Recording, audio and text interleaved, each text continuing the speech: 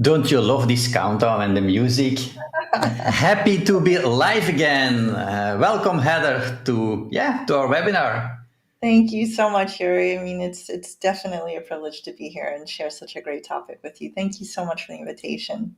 Yeah, it's so much fun to be again live. On LinkedIn, in the beginning, we said, let's do a webinar. But then I said, why not be live on LinkedIn, on Facebook, on YouTube, even on Instagram? So actually, I was one of the first in Europe to get access to LinkedIn Live. And I needed and at that moment, I was like, wow, we're going live.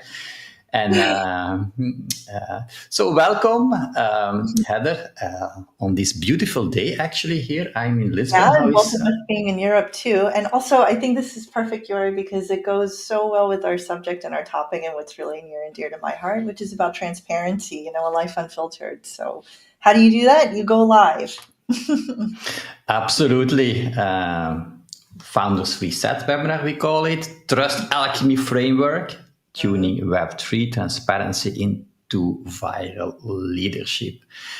And we will also talk about Sintra Synergies today, which is a retreat coming up the end of May for Web3 and AI leaders. So yes, guys, maybe you're wondering, like I also say in my podcast, who is Heather? If you don't know Heather, she's has a lot of experience in crypto, was quite early in the space, in Web3.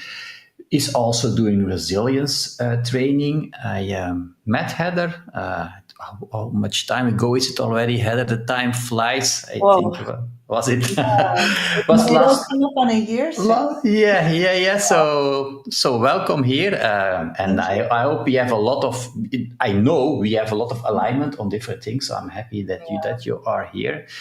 So if people don't know me, so they always are wondering how to pronounce your name. Actually, it's Yuri Bilast, and I'm the founder of Sintra Synergies, so the retreat we will talk about, but also you might know me from my Web3 CMO Stories podcast, and I'm also a fractional CMO.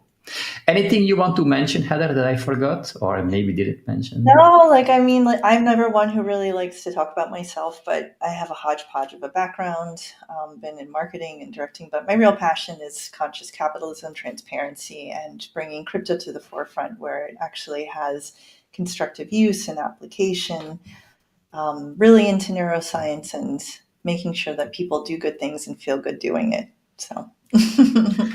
Amazing. So, like I said, we are live on a few different platforms, so we might miss some chats here and there. But if we would miss something, we will definitely come back to your question, maybe after the webinar or at the moment that we notice it.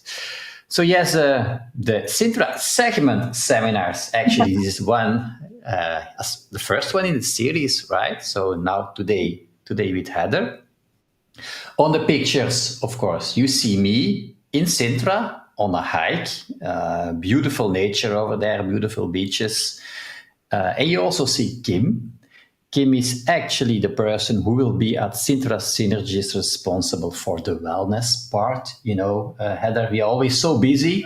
Yeah. So busy as founders in front of our screens. We were joking about it the other day that we are working on a Sunday. That's true. That's true. It's too frequent. Yeah. And so the goal at the retreat is, find a balance between like connecting, networking with people, get inspired, go home with a business idea or maybe some inspiration for your business, but also deconnect a bit from the screens and think about your wellness. That's something that you maybe should do more of too, right? That's why, actually, to be honest, Yuri, that's what attracted me to what your project was and why I wanted to become more knowledgeable about what you were doing, because you said it. I mean, especially for me, I balance several businesses all in different spaces and places, and I live literally in my office or with traveling. And I even have a resilience company, and thank God for my partner there, because she always reminds me that I have to step back and take care of myself. I'm a high net worth networker, and I work with family offices, so I live to make connections, and yet I get so disconnected. So when you brought up this project, that's why my ears perked up, because it really hit all of the buttons and also my own hypocrisies. So, if we're going to have conversations about community transparency, then we also have to be honest about when we're being hypocritical. So, for me, I don't take care of myself enough. I don't integrate enough with communities or really get that value time in the network. So that's why I really love what you're doing with Sintra. I think it's phenomenal. So, and let me play a bit because we talk about these seminars. There is also Alex you saw on the screen. Alex will be doing, let me go one moment back. He will be doing some workshops at the Sintra Synergies. He's an accelerator, has a lot of experience. So he will run workshops around how to pitch better, but then he's really good at that, how to learn from it, interview questions. So these people, I will see if I can get them also on seminars related to Sintra Synergies, online or offline. So yeah, the next slide, Heather, our topics. Yeah. Yeah. And so another thing that we both really connect with is what's going on with AI. So I'm very much excited for us to present that platform and have rapid conversation, because you and I both know how quickly everything changes, especially in the digital marketing and community space. So that's going to be a very interesting conversation when we talk about being AI engaged. How do we use this in order to create an active audience through AI? What fractal storytelling is, and going in depth with that. I consider you, Yori, really fantastic in terms of showcasing storytelling and people's voices, which I think will be a trend that's more important now than more than ever. How do you begin co-creating with your community actively? And the main topic, which is transparency and trust. What is that? We try to give presentations of transparency and trust, but in my view, it's also filtered.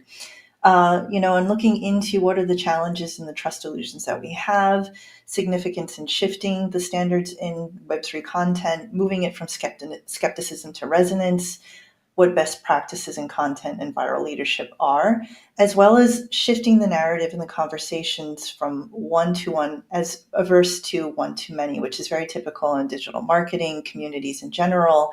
So how do you amplify your story as well as integrate your audience? How do you take, even through AI, general sentiment and have that one-on-one conversation versus you're trying to cast the net wide to a whole entire audience? So, to hop into it all, I like to talk to people about what we call the trust mirage, especially in Web3. You have so many different, I like to call them viewpoints and different places of mastery with Web3, meaning there's some people who have no clue what it is and only listen to the media. You have other people who have been in the space and are tech advanced. It is a broad scope of ideas, ideologies, and we're trying to narrow it down to a single conversation with very fractured audiences. The problem is that what dominates our conversation, I don't know what your opinion is, Yuri, is mostly skepticism, not knowing what to trust or how to trust it. I don't know. Absolutely. It's all the time like that when you launch something. Actually, at this moment, I'm launching a petition to have, the communication director of Solana on my podcast. So it's a specific page. I send this to people I know on Telegram, and even they are like worried, is it really you? Is it not a scam? Is it trustful? So everything that we are doing. Another company I'm supporting right now, Secrets Vault, they have a solution to protect the seed phrase with an image. But yeah, people say, who is Secrets Vault and is it true? And so, yeah, there is a lot of skepticism in the market. Yeah, and I think also it just came of age too, even what we see in politics and news. What I find really fascinating is the availability of information. For me too, I really, funny enough, even though I'm in social media and I do brand work, I myself am not really on social media.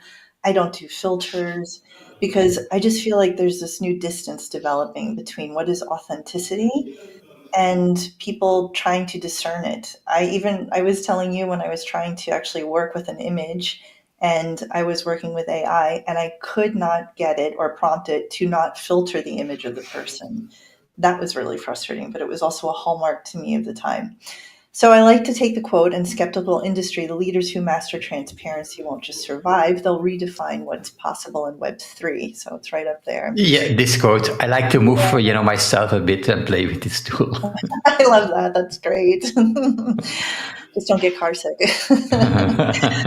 So first, we had to address that today we have people that in general are wise and wary. In Web3, transparency is a mirage. No matter how much you try to transmit that, there's going to be this idea of, is it true? Is it a scam? I don't understand it. What you share sometimes with your audience, the less you believe. So there's always this very balance to the tightrope of what you express, what you show in data, and also what you present in just general advertising. What I personally see, because I like to kind of watch what I call pendulum trends, before we had these ideologies of professional perfection, I like to call it. You want to make sure that your project, crypto itself, looks completely um, unflawed. The technology is there, and you have, your white papers and everything else, your tech team. But most of the time, that also goes over people's heads. They're also not sure what to do because even now, that images aren't real, that news isn't real. You have also ChatGPT and all Hmm. other pools of information. So not only can you scrape this information, you have people that are getting better at asking questions. So now you're up against the challenge of answering to those questions. But I look at this as an opportunity. Because you have a smarter audience, you have the smarter opportunity to really go in depth with transparency and developing a community, which I like to think of as like the new content capital. So far, I've broken it down into what we'll go into called the Trust Alchemy Framework. And this is where you turn transparency into viral leadership. So you kind of like to think of when before you would lead people into your project concepts, the way that you would want them to see it. How I see the new pendulum trend is that you are actively and consistently listening to your audience, and in many ways, they're leading your project into their needs or into different topics, and they're revealing to you the gaps that maybe you can't see because you're so in love with your project to begin with. Does that make sense? Yeah, absolutely. Yeah. Absolutely. I see a lot of projects like that. So people, you're too much in it, right? And don't have a look from the outside. Yeah. Yeah. I mean, I'm a feedback addict. I'm the same with my own companies because there's nothing that is more exciting than when you basically make or create a new foundation or a company, and all you can really see is what it's going to solve. It's very difficult to hear the gaps that you really haven't, made any resolutions for, and that's where your community is critical. So, where are we in terms of challenges with transmuting skepticism into resonance? We have to be able to redefine trust. Traditionally with transparency in Web3, it's about sharing metrics, roadmaps, AMAs, and everything data driven and mechanical. I still agree with that. You still need that background. And especially for, let's say, higher level investors, we are still in that field where crypto is sort of reserved for the get rich quick schemes as people think of it. But what's really novel is that we're finding Web3 is moving into application. This is where it's really, really exciting, and we can take on new responsibilities with transparency and how we speak to our audience. So, your audience doesn't necessarily trust numbers, they trust feelings. With my neuroscience background, I tell everybody, as much as I even want to believe I'm having a rational and biological experience, my emotions, my biases will always speak above everything else. So you want to be able to navigate that. And I have an example here. So when you're trying to share a metric, wrap it into an emotional experience. You don't just say we have 100K users, say we have 100K dreamers or something like that just joined us to build a decentralized future.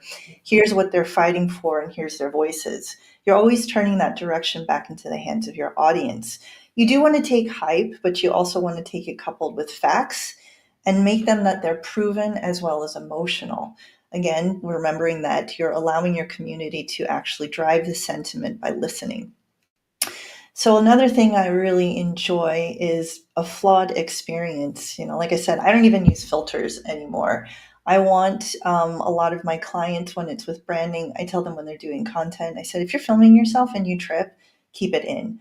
I want everybody to know that we're all flawed and human. I've kind of missed out in the whole dating experience when people now use dating apps, kind of fortunately. But it's weird because we're always doing this short attention span shopping. We're taking in information so fast, but we're not taking in an emotional experience through transparency. So, what if your transparency could be the thing that sparks chain reactions? And what do I mean by this? Instead of a community that consumes your updates and what you're doing and all of your ad drives, imagine a community that co creates your narrative and fully integrates because you're consistently having touch points, sentiment drives, and acknowledgments of what's going on with their thoughts and ideas. So, oh, I think I lost your sound for a second, Yuri. Are you there? Yes, I'm sorry. I put myself on mute. I was just No saying worries. because sometimes you see me looking at my phone because with this tool we don't see the LinkedIn messages popping up, and so Jamie says hi, by the way, Oh, and thank he you.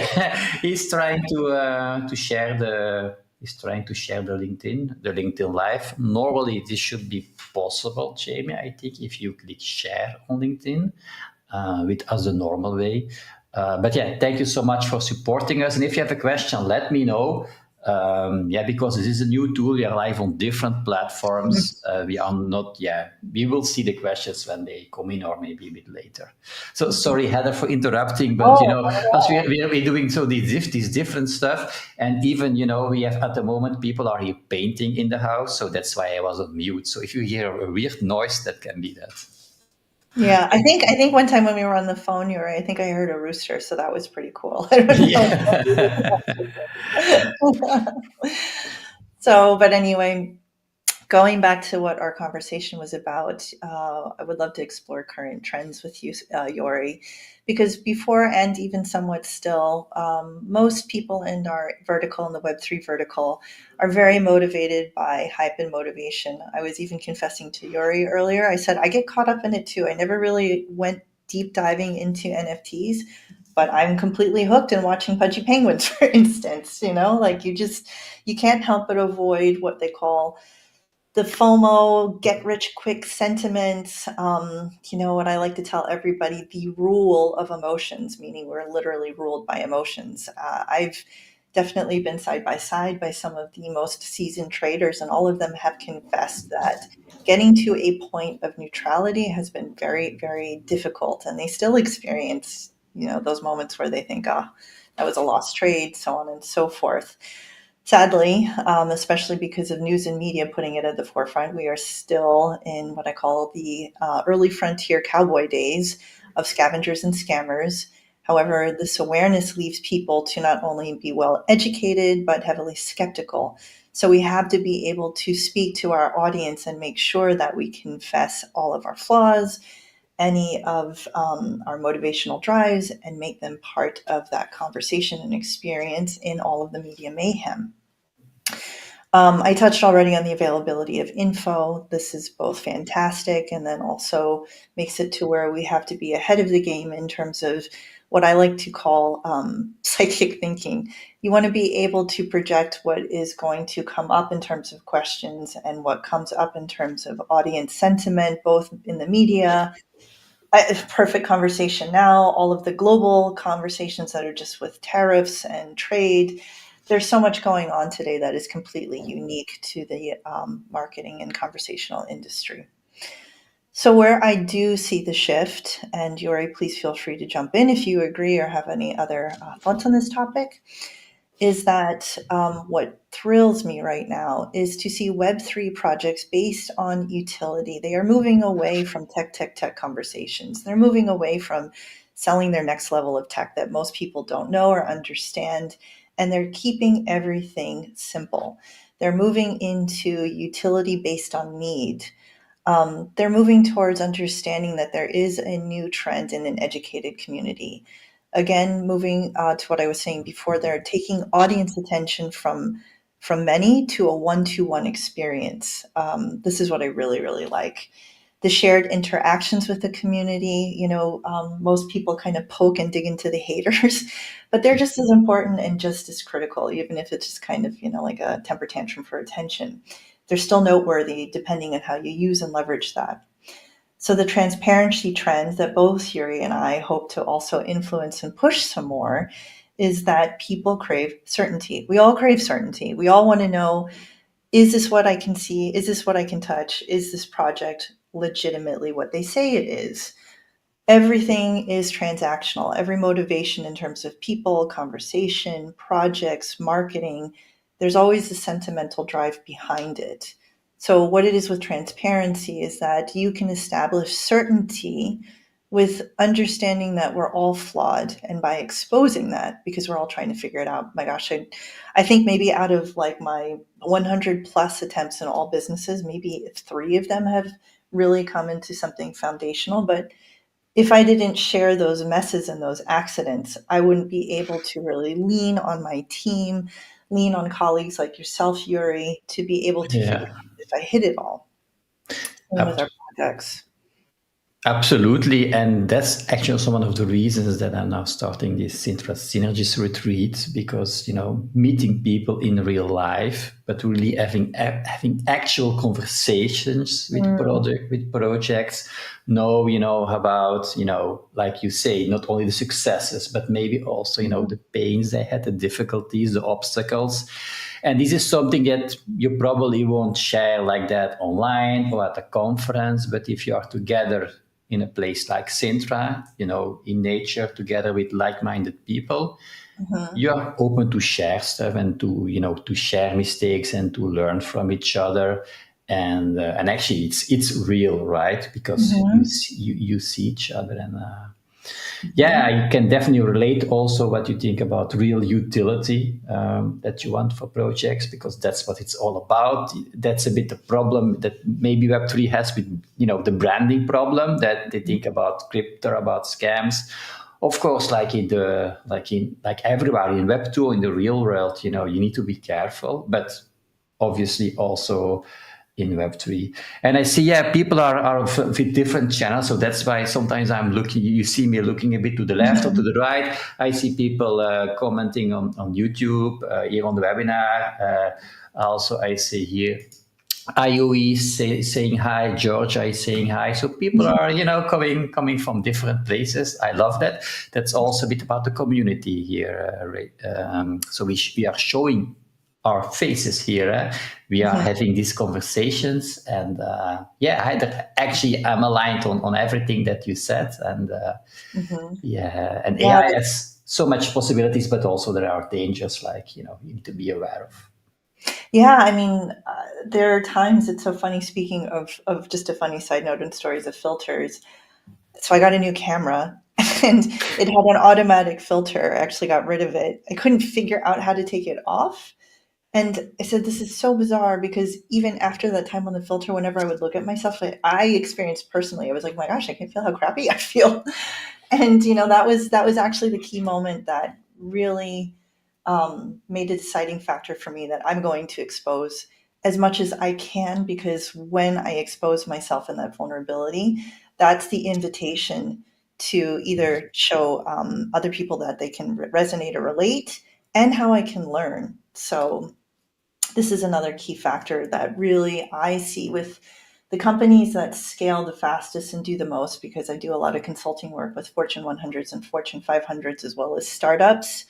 The companies that have the most humility and really want to tune into their product presentation, not in terms of how good it is, but how it is serving, they're the ones who really accelerate with the most speed.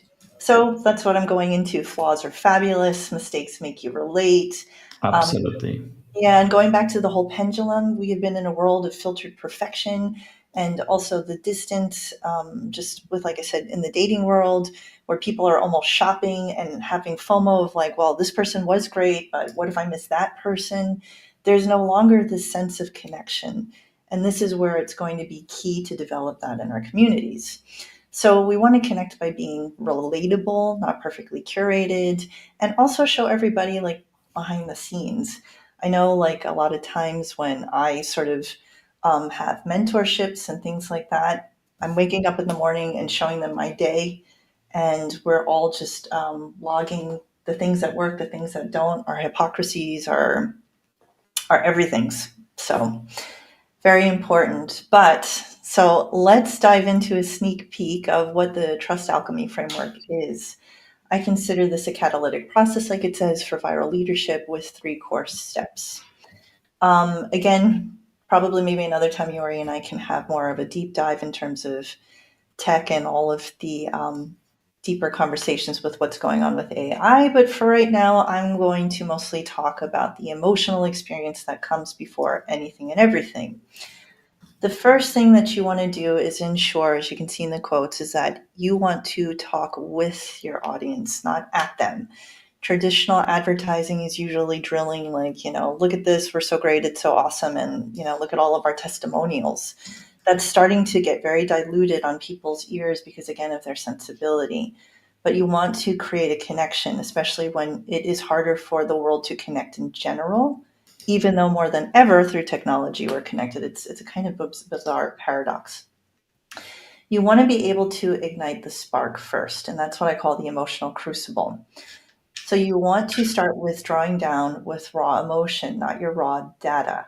You want to share why this project is something that you have to do, like Yuri, his why of why he had to create Sintra Synergies. He's a storyteller, he's a networker, he knows his own personal experiences and the advantages that individuals have when they're in a room together.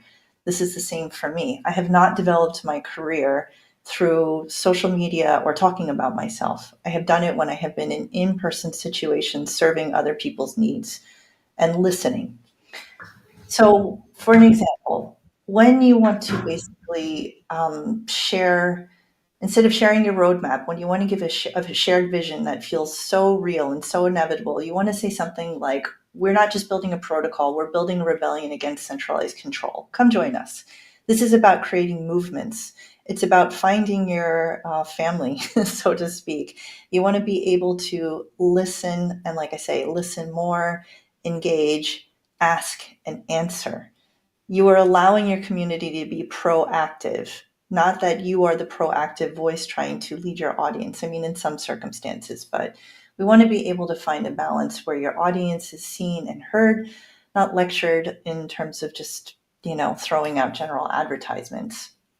We want to be able to also polarize narratives. And I'm going to go a little bit in deep into terms of polarity versus consensus. Mm-hmm. Generally, people think of consensus being the goal. Consensus meaning that everybody is on the same topic, the same conversation, and let's just call it the same uniform. But why polarity is something that's more important than consensus is because it allows your community to not stagnate. It allows your deliverables to not stagnate. It creates what I like to call a living ecosystem. So you basically want to share a narrative that forces your audience to take a side. How does this look in terms of an example?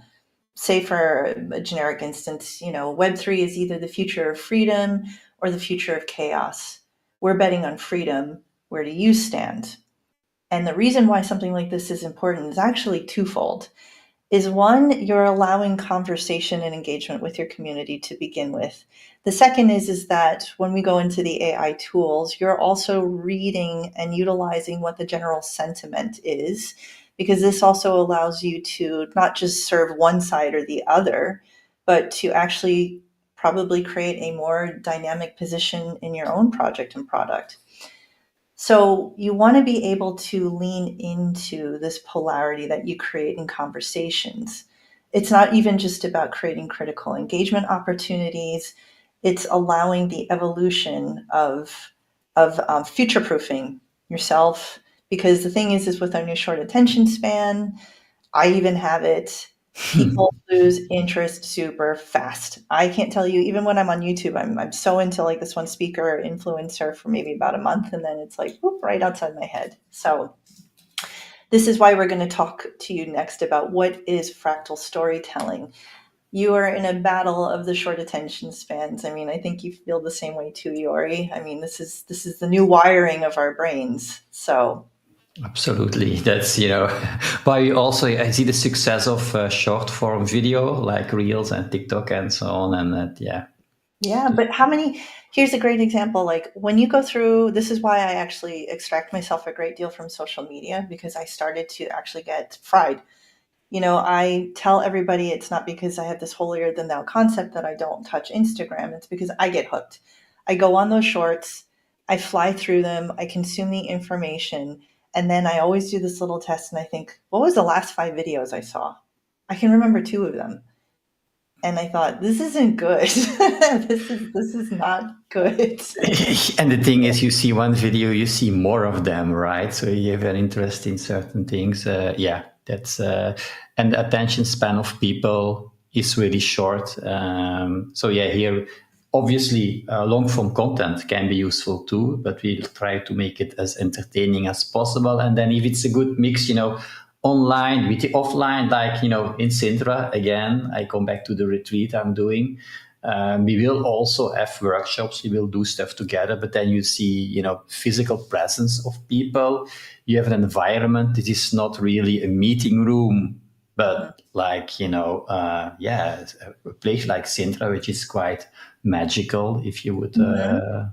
hear about this, there is this kind of energy that we have. When we met, the energy, that when you see people, you really feel. So that it's really good to have these online sessions, but yeah, the offline energy can be so good too. I agree. And then to even be able to infuse that into your community. Because I think when you experience it live, it just becomes part of you. So, this is where also, when we talk about amplifying through story, traditionally people think about telling their story, which is, yes, of course, the initiator. But also, what we're going to do and what fractal storytelling is that because of the short attention span, you're leaving little puzzle pieces through all of your content. So, for instance, you're on LinkedIn, X, Instagram, all of the generals, Telegram, and typically a lot of people will take one story, TikTok and otherwise, and then they'll throw the same story onto all of their platforms. They're actually not attuned to the subtlety and differences. And say if you have like one story, for instance, I'm just going to read from here. It says, turn your transparency into fractal stories with small self replicating narratives that spread across platforms. Instead of one big announcement, break it into micro stories.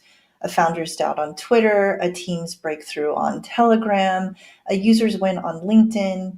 You want each of these stories to mirror the larger vision and the larger backstories that's going into your own evolution. And the reason for this is twofold. So you can actually, one, bring everybody into your different partitions and your different platforms. Two, it creates novelty. We are now dopamine addicts. We now crave novelty. We now have short attention span. So you want to be able to actually piecemeal the narratives. And then also for yourself. I mean, sometimes it gets really boring talking about yourself all the time. And this, it just does. Like this, I, Yeah, I I know, mean, but that's why I invited you too here on the webinar. That it's not me speaking all the time. That's why I have guests on my podcast all the time. It's called Web3 CMO Stories for a reason, yeah, because people yeah, like stories. exactly. And so we want to be able to think of fractal stories as a way of making a garden, spreading all of those different seeds that are very different. So people come and visit each of those gardens and really pick up and say, like, oh, wow, I didn't understand this point, or et cetera, et cetera. So, I mean, I know that again, that's just, we're trying to just give a little bit of a generality. And this is just the emotional composure of beginning a framework of transparency. Now, I know that we don't have too many people with the Q&As, but this is a Sintra workshop moment that I wanted to highlight. These are little things that you can expect to kind of do and work out with the network group. But so everything, those three components I talked about, what does that look like in action?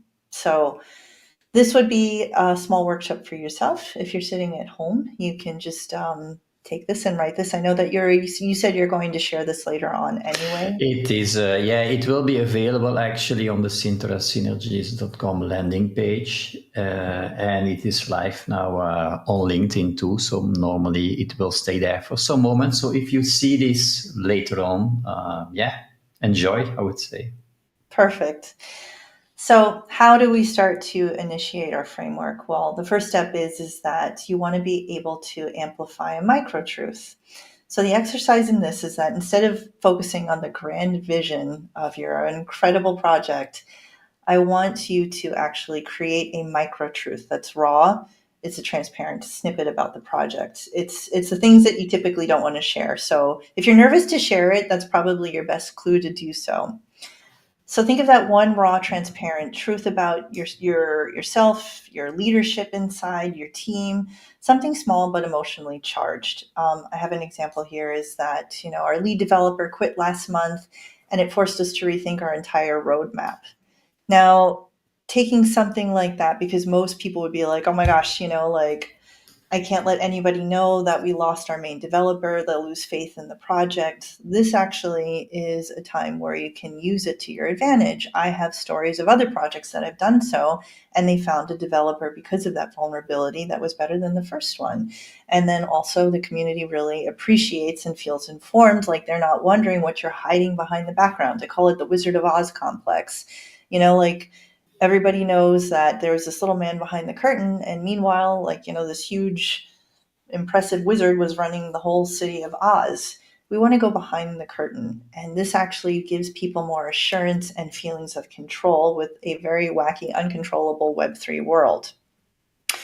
So again, to reiterate, your first step is, and you can actually do several points, think of several things that you would normally be nervous to share as a vulnerability, and then move that into content. And then also think about fractal storytelling, like how would you take different snippets of that and explain it differently, say on LinkedIn versus an Instagram short versus long form on YouTube. You might be able to go on YouTube and then really talk about in depth, here was our freak out, this is how we got it together, this is what the team and I decided, this is how we figured it out, this is who we found, this was your input, these were the results. We're so grateful for everybody that helped us get through it. This is the new invitational format of transparency. Makes sense to you so far, Yori? Pretty self-explanatory. Absolutely. No, it's, also getting a bit out of the comfort zone, I would say, Mm-hmm. and go there. But then you get then it's interesting, and it's polarity, and it's about feelings, about emotions. That is what we as humans resonate with, right? Yeah. Mm-hmm. I tell everybody, think about who you trust the most, right? Say if I was working on a project with you and I significantly dropped the ball, like whatever, I didn't get a critical post out or put an editorial out that was completely incorrect with information. I could either get defensive and say like, oh, it was a content creator, da da da da da. You didn't give me the right information. Rather, me saying like, oh gosh, I really dropped the ball. Let me figure out how I can fix this for you. I see what I did. This was the mistake I made. Let's figure out a system to ensure this doesn't happen again. My apologies. Let me figure out how we can do this together. Now, who would you trust more to get things done? The person who's guarded and defensive and worried about keeping a perfect image, or the person who admits mistake and takes accountability and wants to rectify it? Yeah. Same with the content. The more transparency you have, the more also people can engage in deciding what to do in terms of investing in your project. So now going back into using polarity, which I like to call the polarity pulse. Here's exercise number 2. We want to be able to create a viral tension point by using polarity to develop a provocative, transparent statement that forces your audience to take a side, sparking viral engagement. Now, you don't want to create a war. You don't want to be Mhm. like, are you Democratic or are you Republican? We're not talking about that kind of polarity. We're talking about the subtleties that will actually leverage your community and make sure that everybody is heard. So you want to craft a one-sentence polarity pulse. a transparent statement about your project that forces your audience to take a side. An example could be, we're building a future where DeFi either liberates you or leaves you behind. Choose a side, make it bold, make it raw. You could also say something like,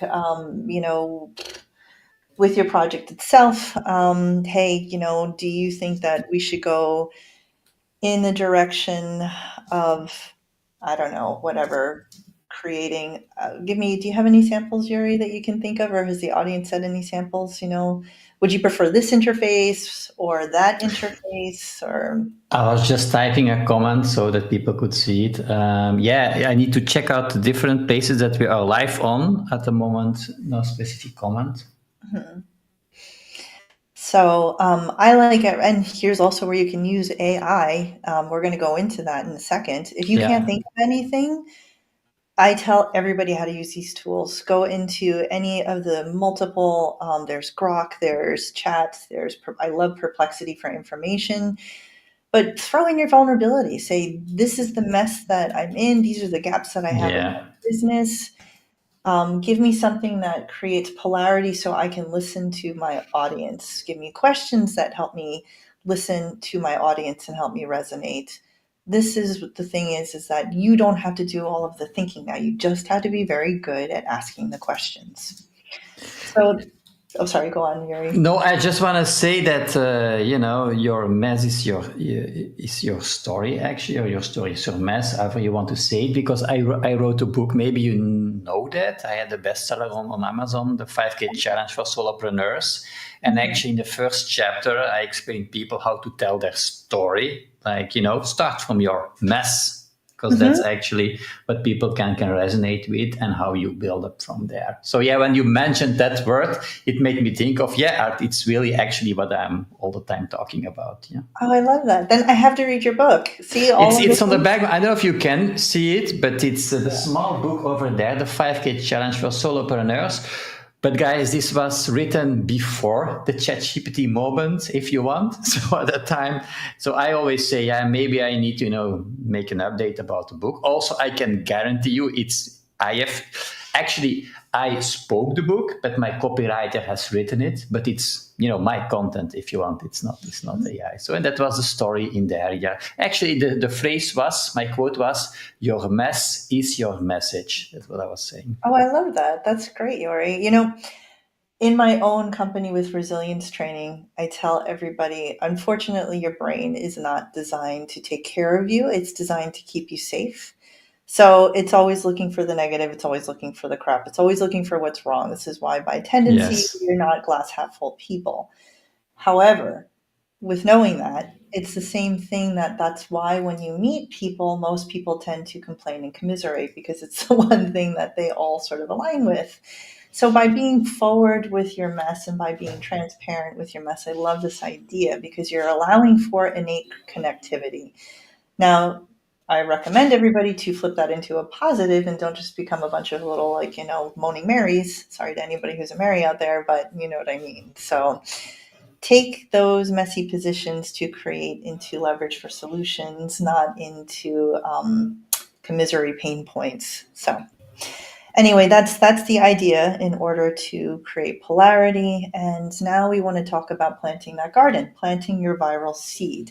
This one's a little tricky. And again, this is just a general concept into the framework.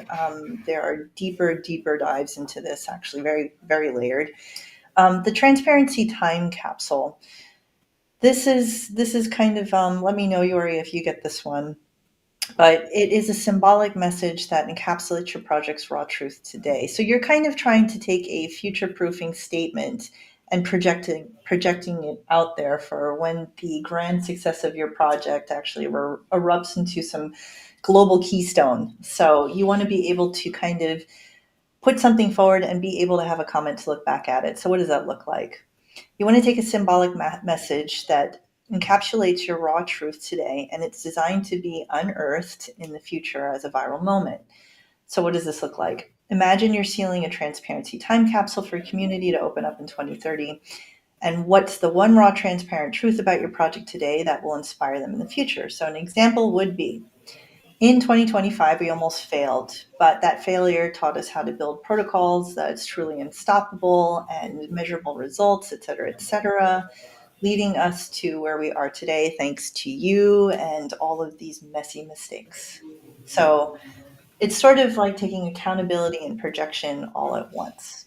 But to recap, so when you're really just trying to get a moment with this new transparency content framework, remember first, get to the messy part, as you already said. Figure out how to amplify these micro truths that you normally wouldn't want to share. Number two, take that content and make polarity out of it, and then also make it to where it's partitioned, thanks to AI, with fractal stories on different platforms. And the third one is begin to create a future proof projection, plant a viral seed. Think about where you will be because of these mistakes.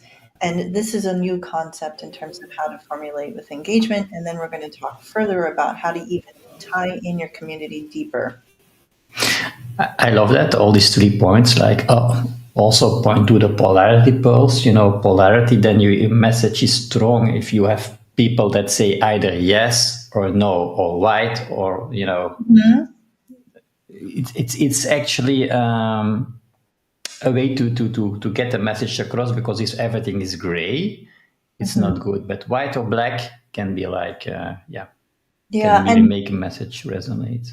as we're working together, just like on little things like sharing AI thoughts and what's going on in the digital marketing community, Yuri, I really wanted to also remark and commend you. Like, you and I are very similar in how we take feedback. We have a lot of very intelligent people in our network, and it's without that humility, we would never be able to scale or try to figure things out. And so it's also a real joy to connect with people who make it open. I know in my own companies, I have a principle called the round table, but it's more like a clock because Yeah. everybody in my mind has timely leadership. I want to be on totally neutral grounds because if I think that I'm the head of perfection, then I'm not going to be able to see things that I can't. So it's the same in terms of our community and our content.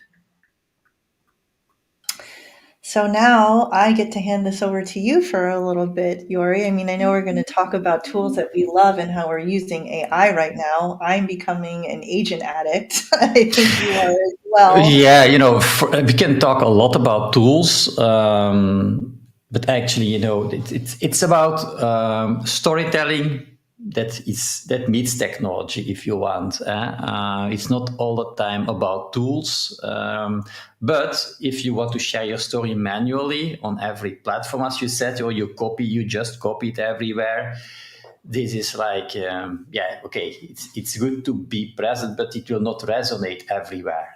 So I'm actually active on LinkedIn, on Twitter, on X, on different channels, but depending on where you are posting, it can be different, or there is a different community over there. There are tools to do that, like I am for instance, a tool that I'm using is Metricool, which helps you to, for different platforms, adapt your message with AI, of course, included.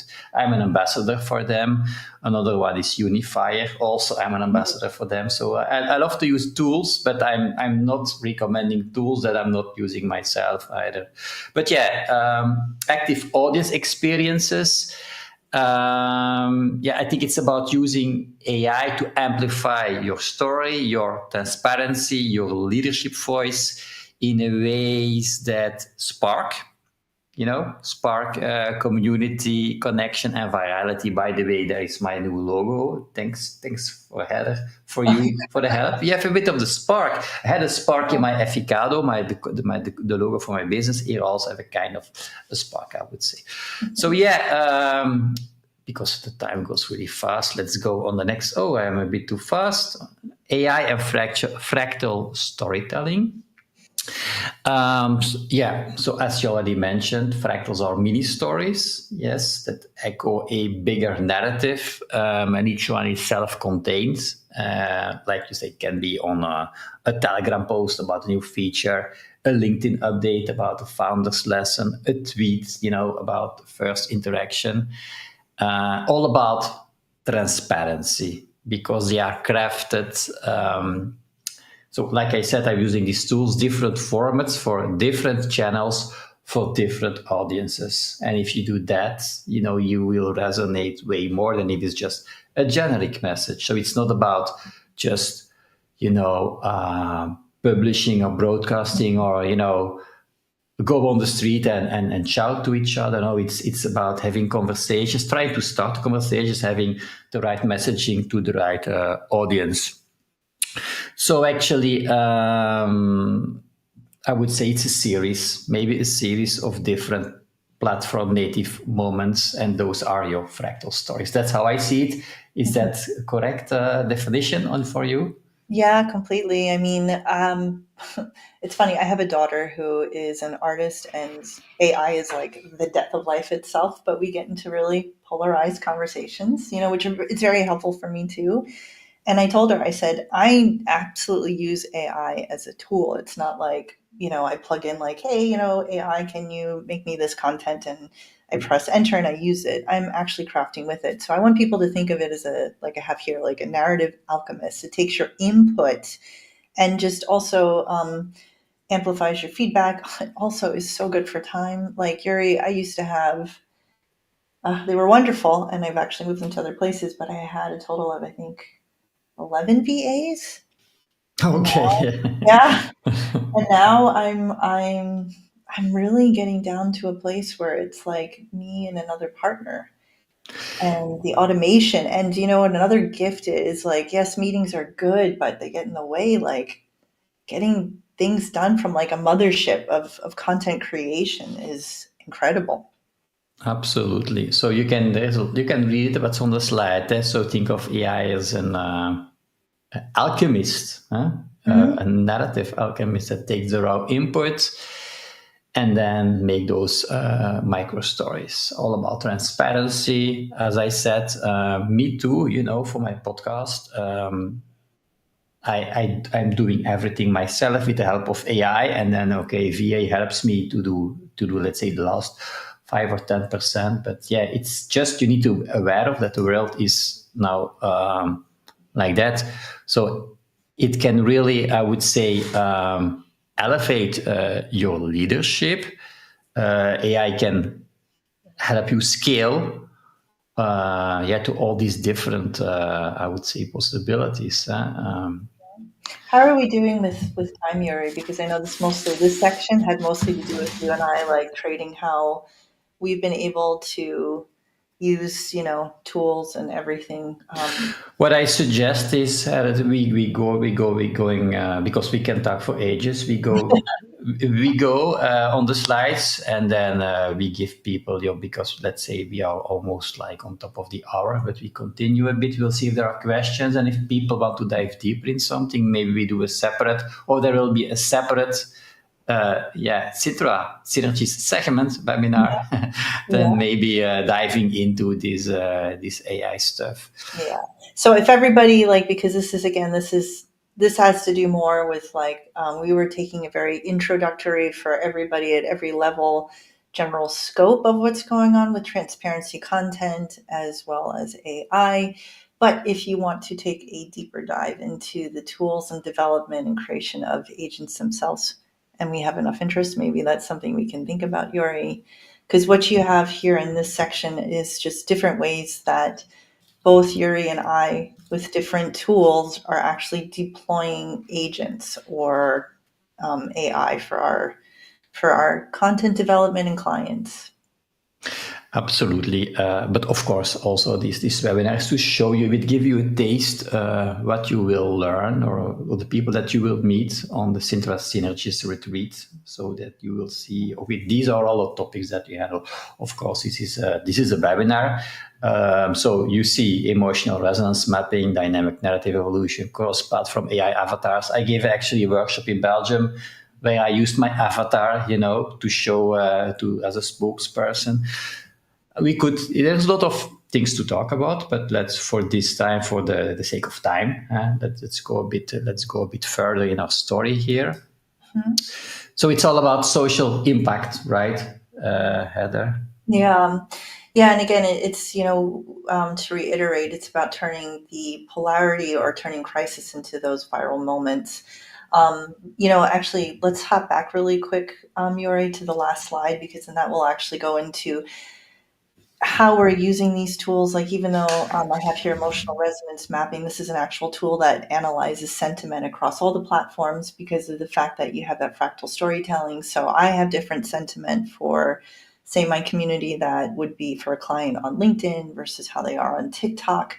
But I'm pulling all of those interesting facts, contributions, pain points, creative ideas, pulling it through AI, looking through it, going through it with the team, responding intimately to any of those contributors or comments.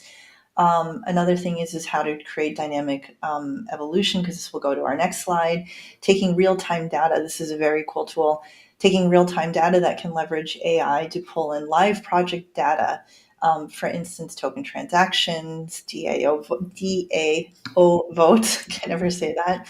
Auto-generating fractal stories through that. Another way is, like Yori was saying, is how to deploy your avatars to deliver platform-specific micro stories.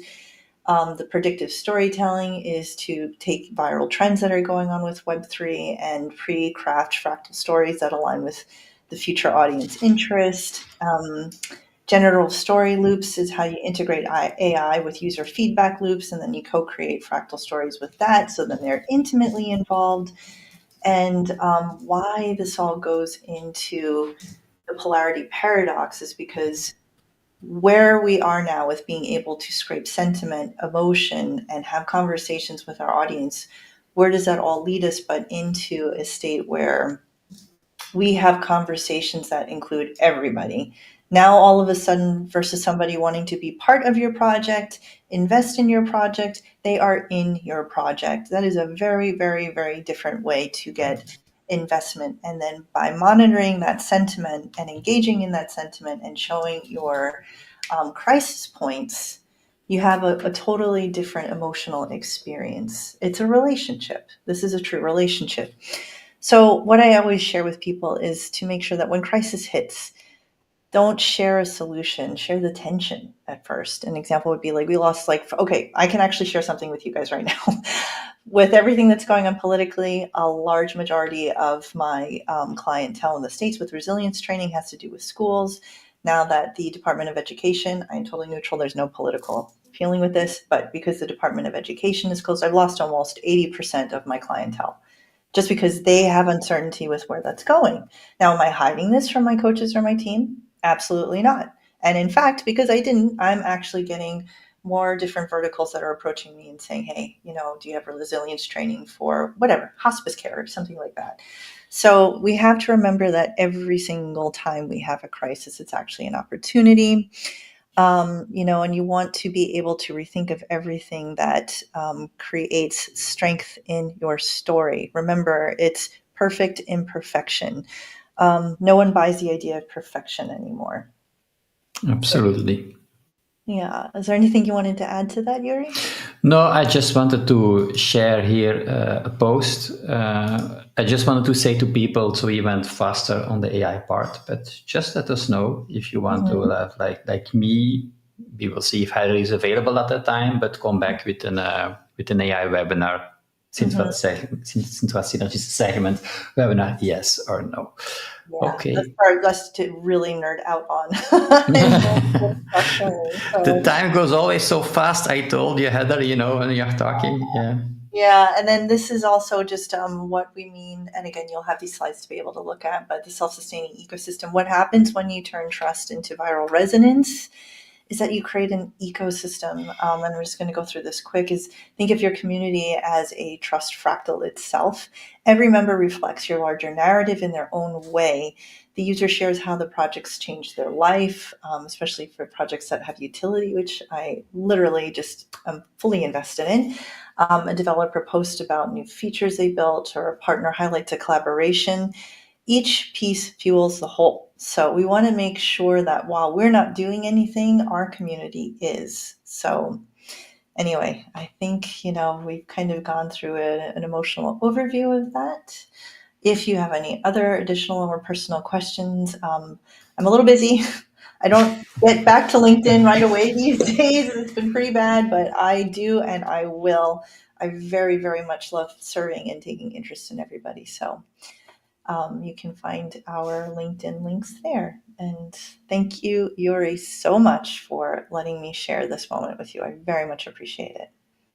Thank you so much too, Heather. We are not finished yet because I have something to talk about still, the Yeah, Sintra I think I've been Synergies talking a lot retreat. in my People life. can connect with both of us if they have questions. We are here. I'm at this moment, I'm looking to form the pilot group of founders, entrepreneurs, people that are really want to connect with each other, leaders in their field, and they are in Web3 AI space, but they want to connect, they want to network with each other. Well, this is the goal of Sintra Synergies, right? You are at conferences, you make a lot of you make a lot of connections probably because you not of Telegram messages all the time, but then after the conference is over, it's so much that you lose each other out of sight. But the goal with Sintra Synergies is networking, talking not only about successes but also about pain points, building a relationship, real connections, real community.